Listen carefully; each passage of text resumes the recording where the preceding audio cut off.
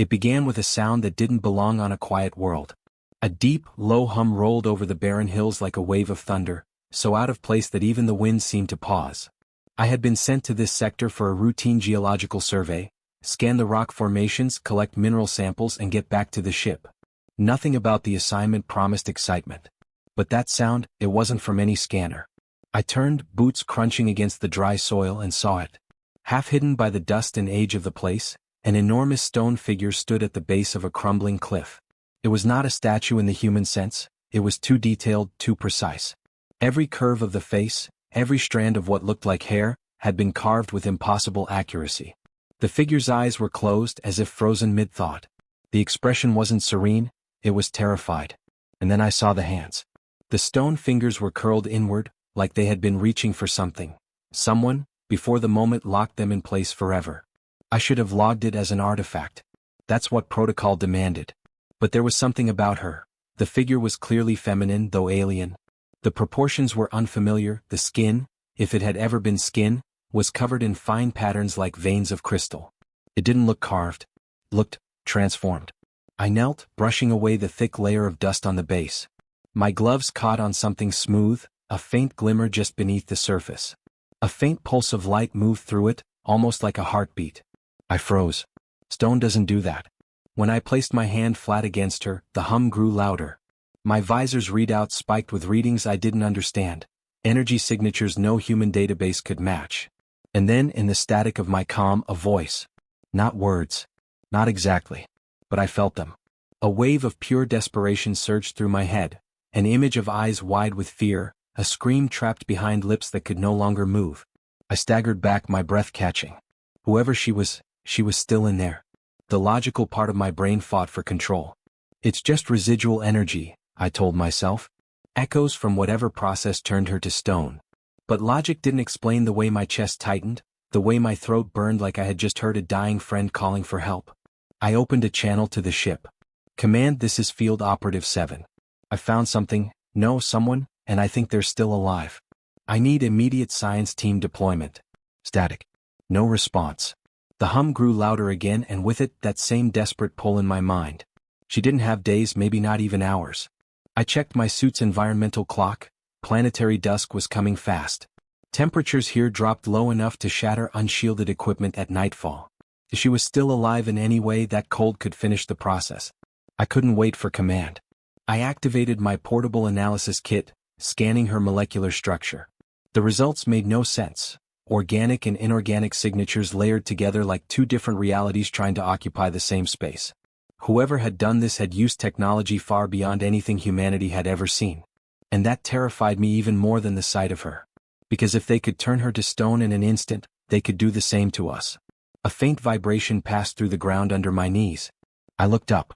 Far in the distance, a shape moved against the dim sky, something sleek, metallic, and fast. Not human. The hum spiked to a sharp, piercing tone that made me wince. My visor flickered with warning alerts. Whatever was coming, she was reacting to it, or maybe they were reacting to her. I placed my hand on the stone again. I don't know if you can hear me, I whispered, but I'm going to get you out of here. The moment my skin touched the surface, an image flooded my mind. A room bathed in gold light, a crowd shouting in a language I didn't know, and her, alive, backing away in fear as a shadowed figure raised a device toward her. A beam of light, and then nothing. I gasped and yanked my hand back. The vision faded, but my heartbeat didn't slow. This wasn't just an accident. Someone had done this on purpose. And now, someone was coming to make sure it stayed that way. The ship, or whatever it was closing in fast. The dust it kicked up rolled across the horizon like a storm. My suit registered its engine signatures, powerful, advanced, and nothing in the Galactic Council's archives matched them. I could run, get back to my shuttle, and leave her here. That would be the safe move. That would be the smart move. But if I did, no one else would come for her. Humanity wasn't known for turning away from the impossible. Sometimes that stubbornness got us killed. Sometimes, it was the only thing that saved lives. I pulled the portable stabilizer from my pack, meant for damaged cargo, not petrified life forms, and set it against the base of the statue. It wasn't much, but it might shield her from environmental damage until I could figure something out. The hum shifted again, softer this time. I almost thought I heard gratitude. The approaching craft was close enough now that I could see its shape clearly, long, angular, armored in some strange black alloy that seemed to drink the light.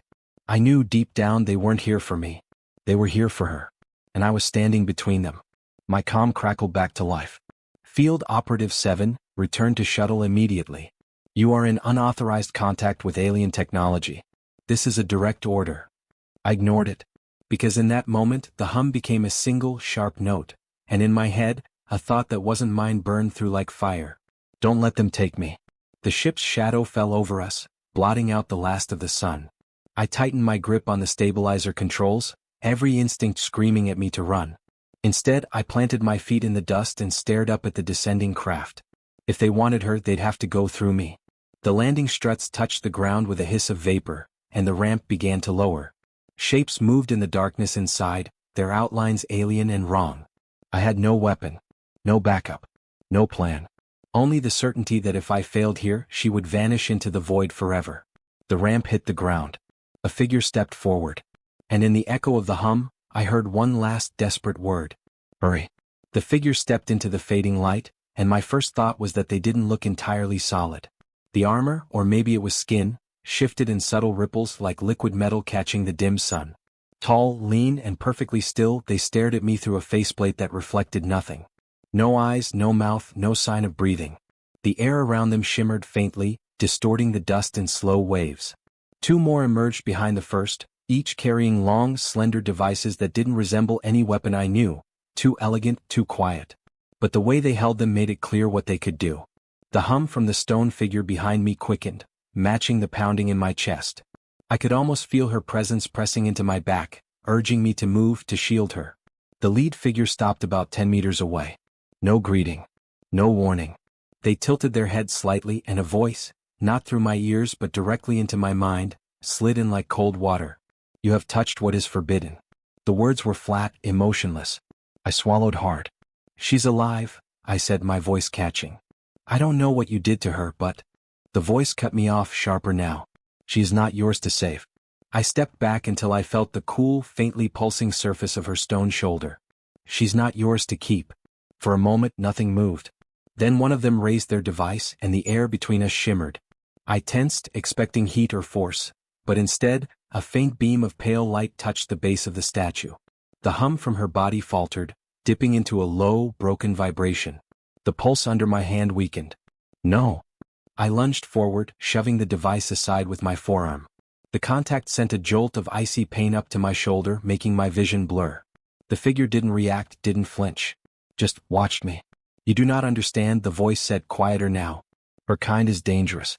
She's terrified, I shot back. That's not dangerous. That's someone who needs help. There was no reply. Only silence, heavy and cold. In the distance, my shuttle's engines came online automatically, probably triggered by command trying to pull me out. A flashing warning blinked in my visor. Immediate evacuation required. But if I left now, she would be gone forever. I took a slow breath, forcing my voice steady. Tell me what happened to her. Tell me why you did this. Pause. Then, reluctantly, she was a messenger. She carried something meant for no human eyes. When she refused to give it to us, we preserved her until the choice could be corrected. Preserved. That was their word for this. What choice? I asked. The figure tilted their head again. To surrender what she holds. Or to remain as she is. I glanced back at the frozen figure. Could she even hear us? Feel us? Somehow I knew she could. And whatever she was carrying, information, an object, something, it was important enough for these beings to cross light years and guard her like a prisoner. Important enough that only she knew where it was. The lead figure took one step closer. I felt the temperature drop around me. Move aside, human. This is not your war. I almost laughed at that. It's my war now. A flicker of movement caught my eye, her face. For the briefest moment, I thought I saw her eyelids twitch, the faintest shift of muscle beneath the stone. My breath caught. They saw it too. The two in the back moved in quickly, their strange weapons glowing faintly. The hum from her body rose to a frantic pitch, pulsing through my hands like a heartbeat in panic. Without thinking, I pulled the stabilizer from its position and slammed it against her side. A wave of blue light washed over her form, reinforcing the strange crystal veins running through her surface. It wouldn't stop them forever, but it might buy me minutes. They didn't like that. The lead figure's voice sharpened. cutting into my mind like a blade. You interfere at your own peril. I straightened. I've lived with peril my whole life. You're not special. For a second there was stillness. No one moved. Dust swirled lazily in the air between us. My visor sensors were screaming, radiation levels spiking, electromagnetic interference climbing, but I held my ground. Finally they lowered their weapons. Not in surrender, more like patience wearing thin. We will return, the voice said, almost like a promise. And when we do, nothing in this system will protect you. The ramp hissed, retracting. In moments, they were gone, their ship lifting into the dusky sky without sound. I exhaled for what felt like the first time in minutes. My knees felt weak, but I didn't step away from her. The hum had steadied again, though faint. I rested my forehead against the stone, speaking softly. I don't know what you've got that they want, but I'm not letting them take you. The faint pulse beneath my hand quickened, almost like she was answering. I closed my eyes and suddenly the visions came again. Flashes of a city of crystal towers, a crowd scattering in fear, her running through narrow corridors with something clutched close to her chest. And always behind her, those same faceless beings closing in. The images shifted, her on a small vessel crossing the void. Then a flash of light and pain and darkness. I pulled back, breathing hard. My head throbbed from the connection, but now I knew, whatever she carried wasn't just for her people. She had been running to someone. Maybe, to us. In the fading light, I looked up at the sky where their ship had disappeared. If they were telling the truth, she carried something meant for no human eyes. But if she had risked everything to bring it here, then maybe humanity was meant to see it. The question was, could I unlock it before they came back? The stabilizer's power gauge was dropping fast. I didn't have the tools here to reverse the petrification. Even if I could get her to the ship, Command might seize her immediately, maybe even hand her over to avoid a diplomatic nightmare. That left me with one choice I didn't like. I had to go off the grid. My shuttle's beacon was already pinging for retrieval, but I could disable it. Head to the unmonitored sectors. Find someone, or something, willing to help me crack this mystery before those things returned. The hum from her body pulsed again, faint but steady. I took that as agreement. I gathered my gear, my mind already working through the logistics. Supplies, fuel, signal jammers. If I moved fast, I could disappear before Command even knew I'd gone rogue. As I worked, I kept glancing at her face. In the half-light of the alien dusk, there was something almost human in her expression now. Less fear, more hope. I didn't know how much time we had. But I knew this, humanity didn't give up on the impossible. Not when someone's life depended on it. Somewhere above us, in the cold dark, they were already plotting their return. And when they came, I'd be ready. The night came fast on this world, swallowing the hills and shadows so deep my suit's visor struggled to adjust. The temperature dropped in sharp jolts, frost forming on my gloves as I secured the last of my gear. The hum from her body was steady but faint, like a heartbeat under strain. Every few seconds, I pressed my palm against her stone skin just to feel it, proof she was still fighting in there. I had disabled the shuttle's locator beacon, knowing it would make Command furious. But the moment I made that choice, I stopped being a surveyor. I was now something else entirely, someone hunted by both sides. The stabilizer's light flickered again. I was losing power faster than I'd calculated. If it died, the environmental cold could damage whatever was left of her organic structure, and all this would be for nothing. I needed a place to hide, somewhere to shield her from the sensors I knew were already sweeping this planet. The terrain ahead was jagged, a scattering of black cliffs like broken teeth rising out of the ground. Between them, narrow ravines cut deep into the soil, perfect for breaking line-of-sight scans. I steered the hover sled carrying her into one of these canyons, the sound of its engine masked by the wind. But my visor kept flashing proximity warnings. They were already here. I slowed the sled and killed its engine. The sudden silence pressed in around me, broken only by the hum from her and the faint groan of shifting rock in the cold. I crouched low, scanning the dark sky. A shadow passed over the canyon mouth. It moved without sound, its shape jagged and unnatural. Not the same ship as before, smaller, faster. A scout craft. I held my breath, praying the stabilizer's energy signature wouldn't give us away. But then the hum from her body shifted. Faster. Urgent. She knew something. Another image flared in my mind, blinding light, the sound of crashing metal, a small black device clutched in her hands. And then, the image of these very cliffs. She'd been here before. I whispered, "You hit it here, didn't you?" No answer, but the hum steadied again, almost like confirmation. The scout craft drifted closer, a thin beam of white light sweeping the canyon floor. I gripped the sled's handle, ready to push it into a shadowed alcove, but the light passed within meters of us. My chest tightened as the beam slowed, almost as if it sensed the faint life reading coming from her. Then a sharp sound, a crackle of energy from above. The beam vanished. I looked up just in time to see the craft veer away, trailing a faint glow from its hull. Someone had fired on it. Not command. The signature was different. I didn't know if that made this better or worse. I restarted the sled and pushed deeper into the canyon, the walls closing in until only a sliver of the night sky was visible. The hum from her body grew stronger the farther we went, guiding me like a beacon. We reached a dead end, a wall of black stone rising high above. But something was wrong with the surface. My visor showed faint traces of radiation and residual heat. The kind that came from a powered structure buried in rock. I ran my glove along the wall until I found it, a thin seam perfectly straight. A hidden entrance. Her hum spiked sharply now, almost like a shout in my head. I placed my hand on the seam and felt a vibration deep inside the stone. A panel slid open, revealing a narrow passage lit by faint blue lines running along the floor. The air that came out was warmer, tinged with a metallic scent. I didn't hesitate. I pulled the sled inside and the panel sealed behind us, cutting off the cold and the outside world. The passage led to a chamber the size of a small hangar, its walls lined with alien machinery that pulsed faintly, as if dormant for centuries. In the center, a raised platform glowed with the same light as the veins in her stone body. I knew instantly, this was where it happened. This was where she had been turned to stone. The hum from her body synced perfectly with the platform's pulse. My skin prickled as I realized that whatever she had hidden here was still active, and still dangerous enough to bring those faceless hunters back. I barely had time to take it in before my visor screamed an alert.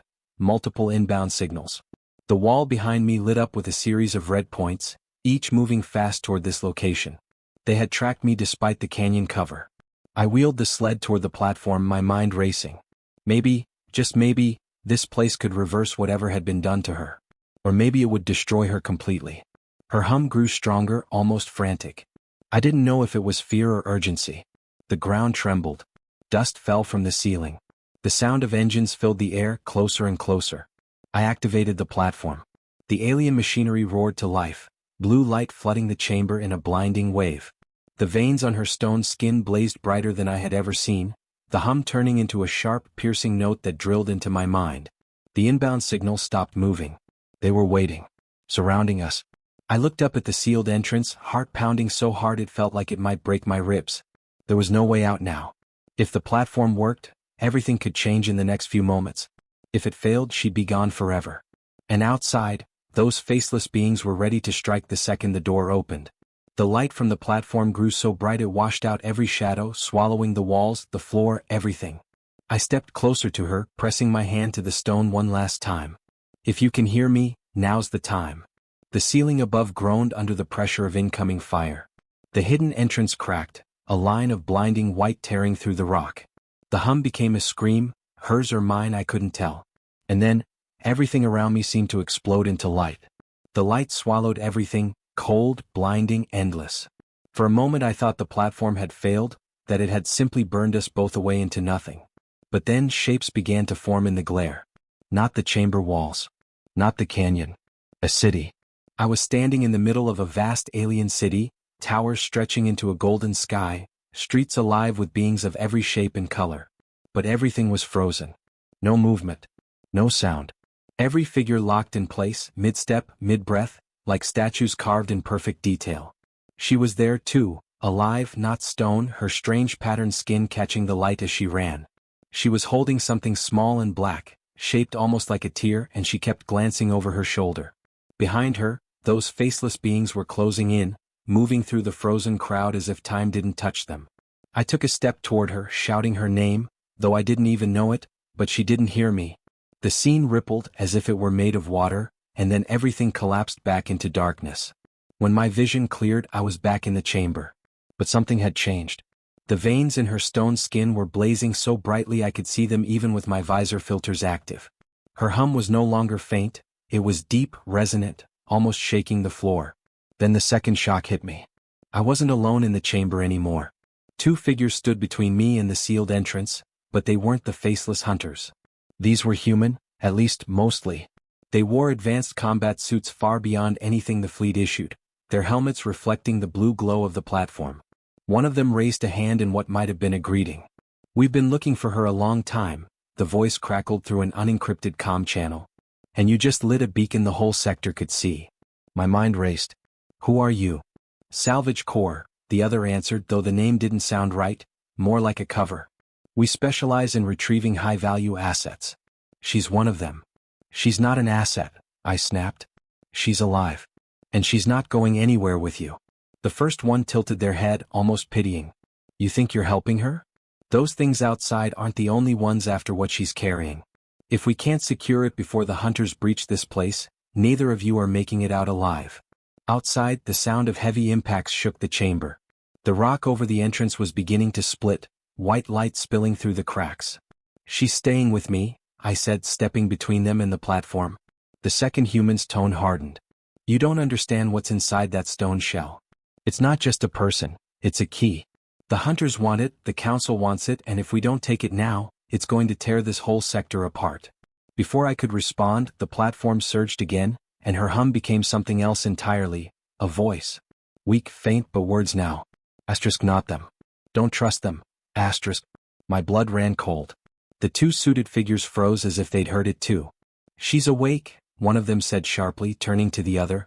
A deafening blast cut the conversation short. The entrance blew inward, showering the chamber in shards of molten rock. The hunters were here, their black-armored forms pouring through the breach like liquid shadows. The two humans raised their weapons instantly, blue arcs of plasma lighting the air. The hunters returned fire, beams of pale light slicing through the dust. I ducked low, shielding her body as the room erupted in chaos. The platform's glow began to spike wildly, each pulse hitting harder, the hum turning into a roar that rattled my teeth. One of the hunters broke away from the fight, moving straight for us. I grabbed the nearest piece of debris, a length of metal conduit, and swung it with everything I had. It barely staggered the thing, but it was enough to knock its aim off. A beam of light sizzled past my shoulder, scorching the floor inches from her base. The two suited humans were shouting now, calling for me to hand her over, insisting they could get her out. The hunters closed in on them, relentless and silent. Then the platform's light changed, deep red, burning through the blue glow like fire through ice. The air in the chamber thickened, every movement feeling heavier, slower. Another voice filled my head, not hers this time. "Human, choose." The hunters froze mid-step. The suited humans halted mid-aim. Everything in the room hung motionless except for me and her. Her voice came again, stronger now. They want what I carry. If they take it, humanity will never be safe. But if I give it to you, you will have enemies you can't imagine. The chamber trembled as the red light deepened, the frozen figures flickering like half-formed shadows. Outside the broken entrance, the sky lit up with the flare of dozens, no hundreds, of incoming ships. Both human and alien. And in that moment, I realized the fight in this chamber was nothing compared to the war that was about to start over her. The hum slowed, the voice in my mind fading to a whisper. "Choose before they can move again." The light from the platform surged one final time, blinding, hot, all-consuming. And the entire chamber began to crack apart around us. The red light burned hotter, searing through my visor until I had to shield my eyes.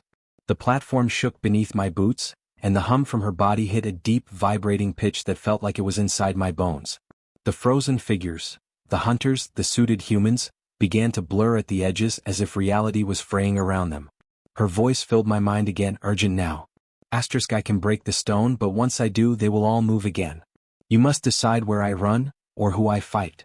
Outside, the roar of engines swelled, the sky beyond the shattered wall glowing with the heat of arriving ships. They weren't just circling anymore, they were landing. "I'm not letting anyone take you," I said, though my voice felt small in the roaring light. "Then you take me," she answered. But when you do, you take everything I carry. My people's trust. Our enemy's wrath. The war that comes with it. The platform's glow pulsed sharply, 3 beats, then shattered like glass. The stone shell cracked from head to toe, shards falling away in bursts of blue fire. I stumbled back as a wave of heat and energy rolled off her, so strong it forced the air from my lungs. When it cleared, she stood there, alive. Not stone. Her skin shimmered in bands of silver and deep violet, her eyes bright with something fierce and unbroken. She looked at me for the first time, really looked, and there was no fear now. The freeze broke instantly. The hunters lunged forward, the suited humans shouting over the chaos. Weapons fire lit the chamber in blinding arcs. I grabbed her arm, pulling her behind the sled as a blast scorched the ground where she'd been standing. She didn't cower. Instead, she reached into the air itself, like tearing open a curtain, and pulled something out. The black, tear-shaped object from the vision. It pulsed faintly in her palm, casting long shadows that bent unnaturally across the walls. Every hunter froze mid-stride. The suited humans did too. Even the ships outside seemed to falter in their descent. "What is that?" I asked. She didn't answer directly. "It's the reason they turned me to stone. It's the reason they'll never stop." One of the hunters stepped forward, voice cutting through the air without sound. "That belongs to us." "No," she said, her voice carrying like a blade. "It belongs to the one who will use it." Then she turned to me, holding it out. "Take it." I stared at it, feeling the weight of the decision pressing on my chest. The moment I touched it, there'd be no going back. I would be the one every side hunted. The entrance exploded inward as more hunters poured in, followed by human marines from command. The chamber became a battlefield, the noise deafening. Plasma bolts, energy beams, the scream of stressed metal, it all blurred together. I reached out and took the object. The instant my fingers closed around it, the world changed. A surge of images flooded my mind, star maps stretching across the galaxy, coordinates to hidden worlds, blueprints of weapons and ships unlike anything humans had ever built. And underneath it all, a single truth: this was the key to something vast. Something that could tip the balance of power in the galaxy.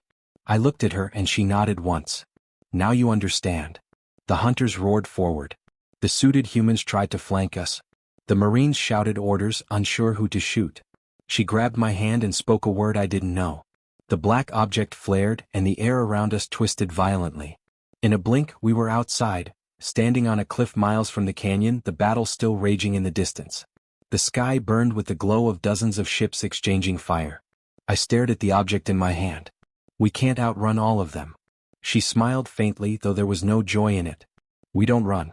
We make them chase the wrong thing." Before I could ask what she meant, she took the object back, twisted its surface, and split it into two perfect halves. One glowed brightly, the real key. The other dimmed to nothing. She tossed the false one into the wind. It streaked toward the horizon in a flash of light. "They'll follow that," she said, "and you'll take the real one where it needs to go." The ground trembled under us as something massive broke through the clouds above. A warship unlike any I'd ever seen, its hull bristling with weapons and engines that pulsed like living muscle. Her eyes locked on mine. "You'll know when to use it. Until then, trust no one." The warship descended, and I realized it wasn't one of theirs. It was human, and it had come in response to the beacon I'd triggered earlier. Relief started to rise in my chest, but then the voice of the suited human from the chamber cut through my calm. "We see you, and we see what you're holding. If you think command will protect you, you don't understand your own people."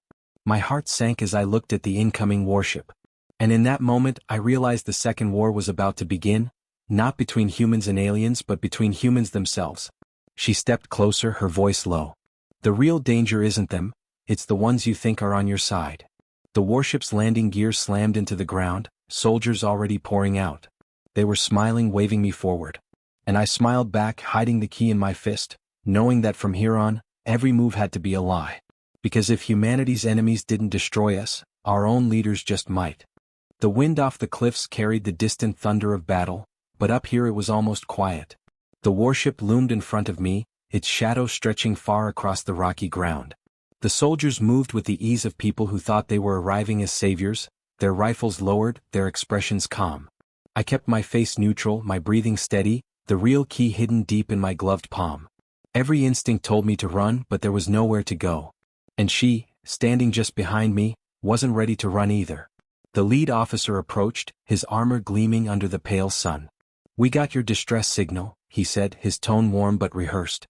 "You've done well bringing her in. Command will handle it from here." I looked back at her. She didn't speak, but her eyes told me everything.